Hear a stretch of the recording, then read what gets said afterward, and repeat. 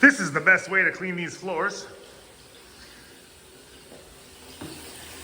Put that on the tap, fill up a bucket with clean water. So we have a vacuum. This one has a filter in it. It's a dry vacuum.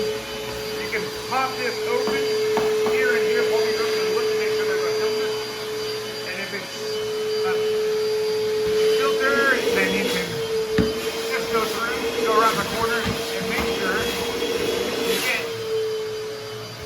all the dust. Or get all that dust. So make sure you get as much dust as you can to start. So I'm going to go through the whole room and I'm going to get all the dust off the floor. I vacuumed up all the loose dust. This does not require a mop. What we're about to do is all water and scrub and then vacuum. The vacuum replaces the mop. So we're just gonna pour some water on the ground.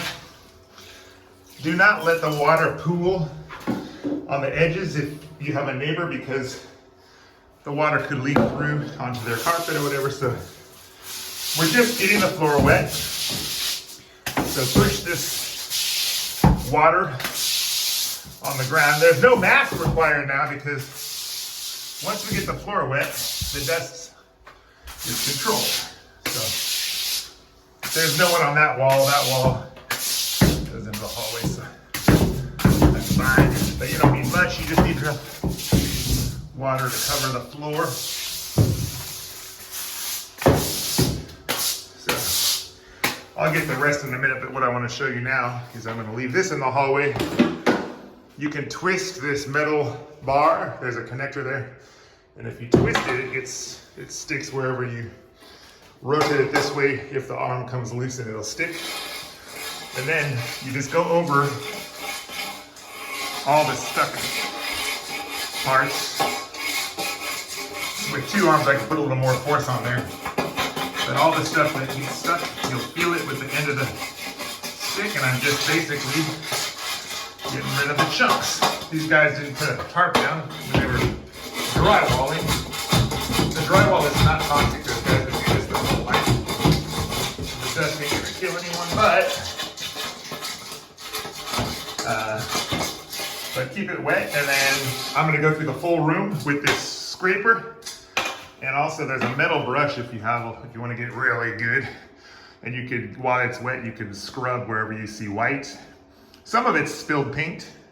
You might be able to get it up anyway, but at least get the chunks of drywall, the dried drywall.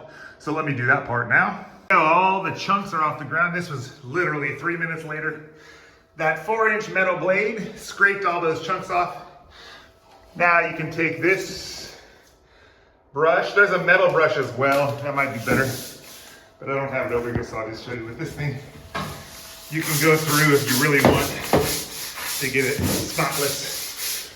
Oops, let me get my fucking finger out of the way. There we go. Sorry, I'm cursing. Now, you can go through and just look for any little imperfections in the cement. Might hide some more dust. So if you do this, put your other arm on there and push down and scrub, and you can get any area that has little spots. You can scrub that until the spots are dissolved, even the paint if you use the metal one. So that's pretty quick. I went and found the metal brush. That's what I mean by the metal one. The metal brush will make short work of all the little spots. If I put my arm on, push down on this and put some pressure on it, I can get all the little spots up if that's how you want to roll. So let me do that now. There we go. The metal brush got all the white spots up. Notice my mop bucket is still pure clean water. If I had used a mop at this point, I would mop up a little bit and then I put it in the water to rinse the mop. And then every time you touch that water on the floor, you may as well be painting drywall paint onto the floor. So I don't use the mop. This is a mop-free method. This is very important. Make sure that the shop vac has the filter removed. You should be able to see this plastic thing, which basically shuts the vacuum off if it fills up with water.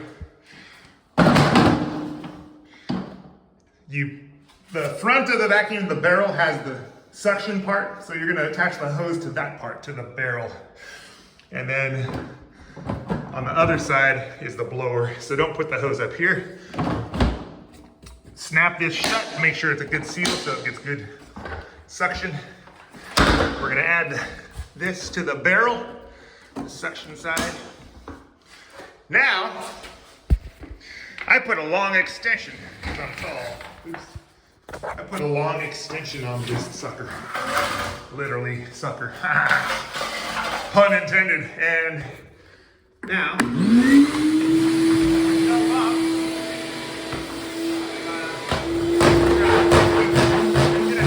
with the floor, this one's just plastic. They have some that are rubber. The front of that where it's rubber, it gets a better feel. This one's been working okay.